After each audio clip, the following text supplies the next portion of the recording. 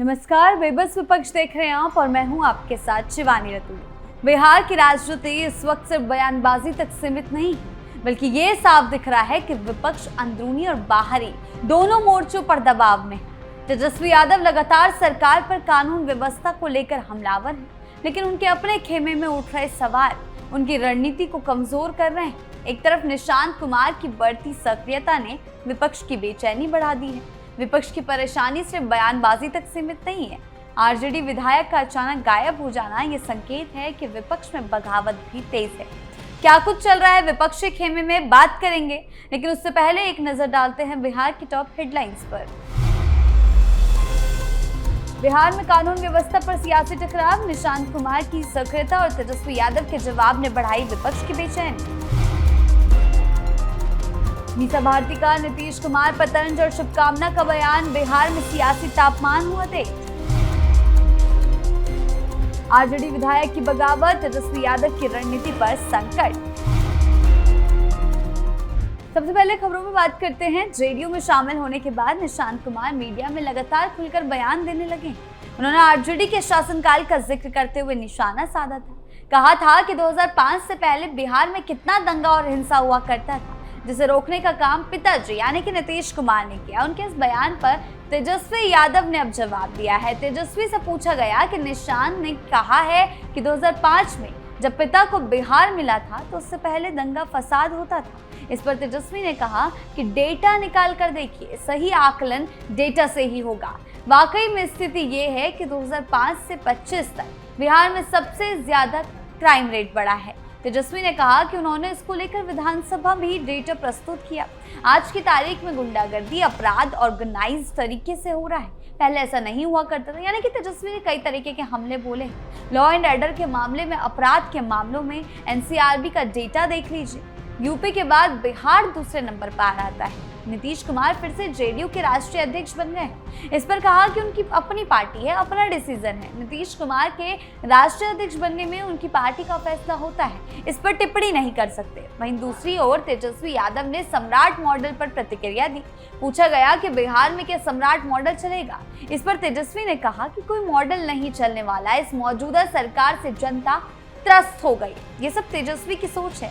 बिहार की राजनीति में इस समय माहौल काफी गरमाया हुआ नजर आता है।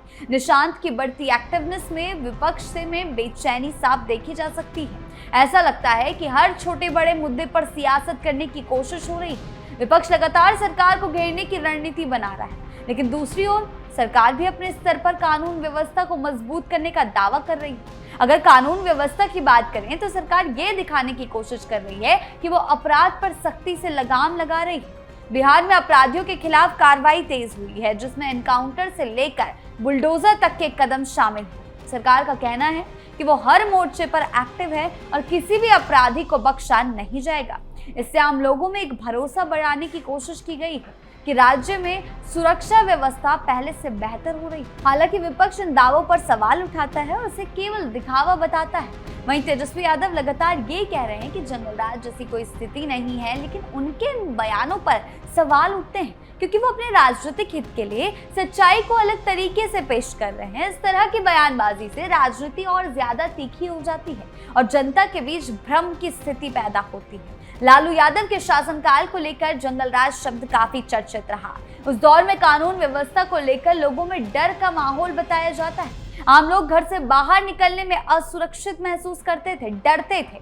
किडनैपिंग, लूट, हत्या जैसी घटनाएं आम हो गई थी। हर दिन एक नई वारदात लोगों के मन में डर पैदा करती थी। हालांकि इस दौर को लेकर अलग अलग राजनीतिक दलों के अपने अपने तर्क हैं, लेकिन ये सच है कि उस समय की छवि आज भी बिहार की राजनीति में सबसे बड़ा मुद्दा बनी हुई है। जिस हिसाब से तेजस्वी जंगल राज की कमियों को झुटा रहे हैं, वो उनकी सियासत पर कई सवाल खड़े करता है। तो तेजस्वी कानून व्यवस्था का मुद्दा उठाए ये गलत नहीं है, लेकिन उस मुद्दे को ऐसे उभारें कि काम कैसे किया जाए, क्या सुधार होना चाहिए, उसे डिस्कस करें, ना कि सरकार को घेरने की रणनीति पर काम करें। क्योंकि अगर वो ऐसा करते रहे तो ये उनके ऊपर ही कई सवाल खड़े करता है। उनके ही पिता के शासनकाल पर उंगलियां उठती है, जिसके बाद उनका ये दाव हमेशा उल्टा पड़ जाता है। क्योंकि नीतीश कुमार भी कई बार मंच से लालू के जंगल राज को घेरते हैं, जो कि हमेशा ही लालू परिवार की छवि पर बड़ा असर डालता रहा है। बात करते हैं अगली खबर की। बिहार की राजनीति में एक बार फिर बयानबाजी तेज हो गई है। राष्ट्रीय जनता दल की सांसद मीसा भारती ने मुख्यमंत्री नीतीश कुमार को लेकर ऐसा बयान दिया जिसमें तंज भी है और शुभकामना भी। मीसा भारती ने कहा, नीतीश कुमार का राष्ट्रीय अध्यक्ष बनना अच्छी बात है। उन्होंने इस मौके पर उन्हें शुभकामनाएं दी। उनके मुताबिक ये उनके राजनीतिक करियर का एक अहम पड़ाव है और इससे उनकी भूमिका और बड़ी हो सकती है। बिहार की राजनीति पर बोलते हुए मीसा भारती ने नीतीश कुमार पर निशाना साधा। उनका कहना है कि नीतीश का अपनी पार्टी के राष्ट्रीय अध्यक्ष बनना अच्छी बात है, लेकिन साथ ही उन्होंने परिवारवाद के मुद्दे को लेकर तंज कसते हुए सवाल उठाया। मीसा ने कहा, अब जब वो अपने बेटे को राजनीति में ला रहे हैं तो उन्हें परिवारवाद पर बोलने से बचना चाहिए। ये बयान बिहार की सियासत में नए विवाद को जन्म देता हुआ दिखाई दे रहा है। आने वाले दिनों में इन मुद्दों पर सियासी तापमान और बढ़ने की संभावना है। आरजेडी और जेडीयू के बीच पहले से राजनीतिक प्रतिस्पर्धा रही है। ऐसे में मीसा भारती का ये बयान आने वाले दिनों में राजनीतिक बयानबाजी को और तेज कर सकता है। कुल मिलाकर ये बयान सिर्फ एक शुभकामना नहीं, एक राजनीतिक संदेश है जो बिहार की राजनीति में नई बहस को जन्म देगा। मुख्यमंत्री नीतीश कुमार कभी नहीं चाहते थे कि उनके बेटे निशांत राजनीति में आए, इसीलिए इतने सालों तक उन्हें दूर रखा था। लेकिन जैसे ही वो खुद राज्यसभा की ओर जाने लगे तो उन्होंने पार्टी कार्यकर्ताओं नाराजगी को कम करने के लिए और पार्टी के भविष्य के लिए निशांत को पार्टी में एंट्री दिलवाई, जिसके बाद विपक्ष तक हर मोर्चे पर उन्हें घेर रहा है और ये उनकी बेबसी दिखा रहा है, क्योंकि कुछ ही दिनों के अंदर निशांत की एक्टिवनेस साफ दिखने लगी है। मीसा भारती हो या विपक्ष का कोई भी नेता, नीतीश कुमार के राज्यसभा जाने को लेकर बीजेपी को घेरने से बाज नहीं आ रहा। परिवार की रणनीति पर नहीं बल्कि दूसरों की रणनीति पर सवाल खड़े करना है। अपनी पार्टी को नहीं संभालना बल्कि दूसरी पार्टियों पर नजर रखनी है कि उस खेमे में क्या हो रहा है, और इसी कारण विपक्षी खेमा हमेशा बैकफुट पर आ जाता है। बात करते हैं अगली खबर की। बिहार में हुए राज्यसभा चुनाव में 5 सीटें राष्ट्रीय जनतांत्रिक गठबंधन एनडीए की झोली में चली गई। विधायकों की संख्या को देखते हुए 5 में से 4 सीटें तो एनडीए को मिलनी तय, लेकिन 5वीं सीट आरजेडी के हाथ से बड़ी आसानी से फिसलकर एनडीए के पास चली गई। बिहार के छिन्न भिन्न विपक्ष के महागठबंधन में शामिल कांग्रेस के 3 विधायक ने वोट नहीं डाले। इसमें कोई बड़ी आश्चर्य की बात नहीं है, ये संभावना पहले से बनी हुई थी, लेकिन आरजेडी के एक विधायक का वोट ना डालना बहुत ही ज्यादा आश्चर्य की और अप्रत्याशित है। हालांकि आरजेडी नेता तेजस्वी यादव अब इस अनुशासनहीन विधायक का कुछ नहीं बिगाड़ सकते। ऐसे में बागी विधायक को लेकर तेजस्वी का भी बड़ा बयान सामने आया, जिसमें उन्होंने एक्शन लेने की बात कर दी है। लेकिन क्या ये एक्शन लेना इतना आसान है? माता की तबीयत खराब होने की बात वोट नहीं देने वाले विधायक बता रहे हैं, और ये कहा गया है तेजस्वी द्वारा कि जांच के बाद निर्णय लें।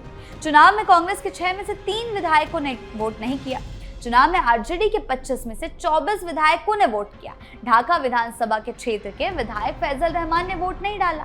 आरजेडी विधायक की खामोश बगावत हैरत में डालने वाली है। मतदान के दिन वो पूर्वी चंपारण के ढाका क्षेत्र के आरजेडी विधायक फैजल रहमान अचानक गायब हो गए। शाम को मतदान का समय समाप्त होने तक उनका इंतजार किया गया, लेकिन वो नहीं आए। दूसरे दिन भी ऐसा ही हुआ। उन्होंने अपनी मां के दिल्ली की किसी अस्पताल में भर्ती होने का दुखड़ा रोया। अब इस बात को लेकर आरजेडी एक्शन की तैयारी में है। उनका ये कहना है कि 15 मार्च को दिल्ली से पटना आए थे, लेकिन मां की तबीयत बिगड़ने पर दिल्ली लौट गए। फैजल की सफाई को जब बहानेबाजी कहा गया तो रहमान में अनुशासनहीनता के मामले को लेकर रहमान के खिलाफ तेजस्वी यादव सख्त कदम उठा सकते हैं। ऐसी प्रतिक्रियाएं सामने आ रही थी और तेजस्वी के बयान भी यही बताते हैं। वो रहमान को आरजेडी से निष्कासित कर सकते हैं, लेकिन तेजस्वी ऐसा नहीं करेंगे, क्योंकि इससे वो खुद संकट में फंस जाएंगे।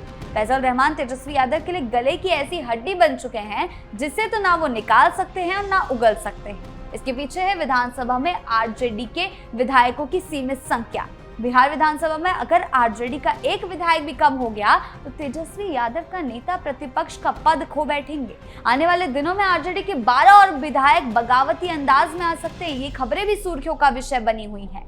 विधानसभा में नेता प्रतिपक्ष बनने के लिए सबसे पहली शर्त यही है कि उस विधायक को विपक्षी दलों में सबसे बड़ी पार्टी का नेता होना चाहिए। विपक्ष की सबसे बड़ी पार्टी होने के साथ उसके विधायकों की संख्या सदन के कुल सदस्यों की एटलीस्ट 10% होनी चाहिए। जो विधायक ये शर्त पूरी करता है उसे ही विधानसभा अध्यक्ष नेता प्रतिपक्ष का पद ग्रहण करने की मान्यता है।